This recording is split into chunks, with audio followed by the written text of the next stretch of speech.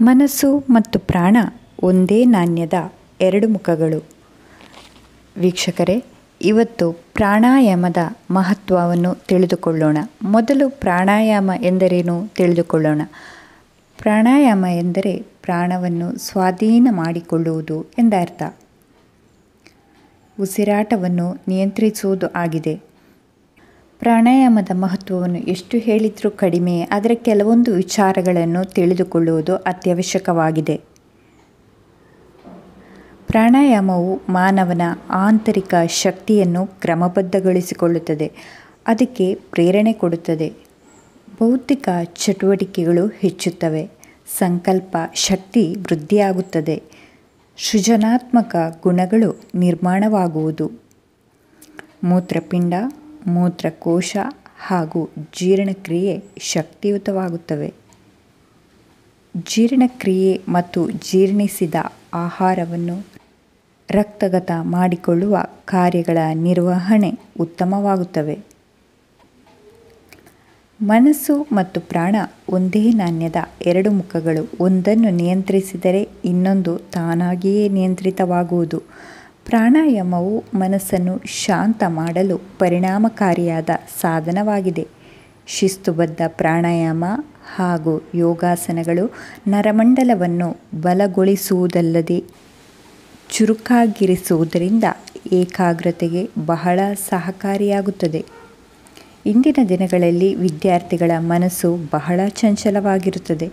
ಚಂಚಲವಾದ ಮನಸ್ಸನ್ನು ಏಕಾಗ್ರಗೊಳಿಸಲು ಪ್ರಾಣಾಯಾಮ ಬಹಳಷ್ಟು ಮಹತ್ವವನ್ನು ಪಡೆದಿದೆ.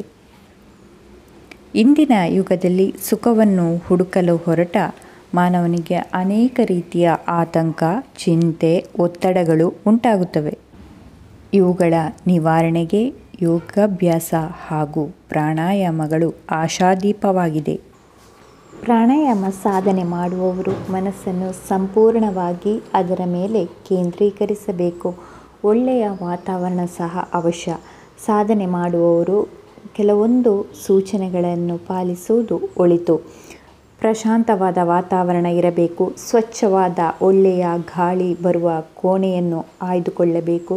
ಸೂರ್ಯೋದಯದಲ್ಲಾಗಲಿ ಸಂಧ್ಯಾ ಸಮಯದಲ್ಲಾಗಲಿ ಮಾಡುವುದರಿಂದ ಉತ್ತಮ ಫಲ ದೊರೆಯುತ್ತದೆ. ಪ್ರಾಣಾಯಾಮ ಸಾಧನೆಗೆ ಹೊಟ್ಟೆ ಖಾಲಿಯಾಗಿರಬೇಕು. ತೀರಾ ಹಸಿವು ಎನಿಸಿದಾಗ 1 ಕಪ್ ಹಾಲು ಕುಡಿಯಬಹುದು. ಮಾನಸಿಕ ಒತ್ತಡ ಹೆಚ್ಚಾಗಿದ್ದಾಗ ಇಲ್ಲವೇ ನಿಶಕ್ತಿಯಿಂದಿದ್ದಾಗ ಅನಾರೋಗ್ಯದ ಸಂದರ್ಭದಲ್ಲಿ ಪ್ರಾಣಾಯಾಮ ಮಾಡಬಾರದು.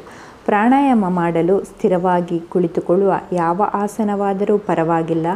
ಪದ್ಮಾಸನ, ಸಿದ್ಧಾಸನ ಅನುಕೂಲವಾಗಿರುತ್ತದೆ. ಪ್ರಾಣಾಯಾಮವು ಮಾಡುವಾಗ ಶ್ವಾಸಕ್ರಿಯೆಯು ಒಂದೇ ಕ್ರಮದಲ್ಲಿರಬೇಕು. ಆರಂಭ ದಿಸೆಯಲ್ಲಿ ಶ್ವಾಸ ಎಳೆದುಕೊಳ್ಳುವ ಸಮಯ 5 ಸೆಕೆಂಡ್ ಆದರೆ ಬಿಡುವ ಸಮಯ 10 ಸೆಕೆಂಡ್ ಎಂದು ನಿರ್ಣಯಿಸಿಕೊಳ್ಳಬೇಕು. ಪ್ರಾಣಾಯಾಮ ಸಾಧನೆಯಲ್ಲಿ ಬೇಗನೆ ಹೆಚ್ಚು ಶಕ್ತಿಯನ್ನು ಸಂಪಾದಿಸಬೇಕೆಂದು ಆಶಿಸದೆ ನಿಧಾನವಾಗಿ ಬಹಳ ಸಮಯ ತೆಗೆದುಕೊಂಡು ಬರಬೇಕು. ಪ್ರಾಣಾಯಾಮವು ಕೊನೆ ಗಳಿಗೆಯಲ್ಲಿ ಶ್ವಾಸ ತೆಗೆದುಕೊಳ್ಳಲು 16, ಸ್ತಂಭಿಸಲು 64, ಶ್ವಾಸ ಬಿಡುಗಡೆಗೊಳಿಸಲು 32 ನಿಷ್ಪತ್ತಿನಲ್ಲಿ ಇರಬೇಕು. ಪ್ರಾಣಾಯಾಮ ಸಾಧನೆ ಪೂರ್ತಿಯಾದ ಕೂಡಲೇ ಸ್ನಾನ ಮಾಡಬಾರದು.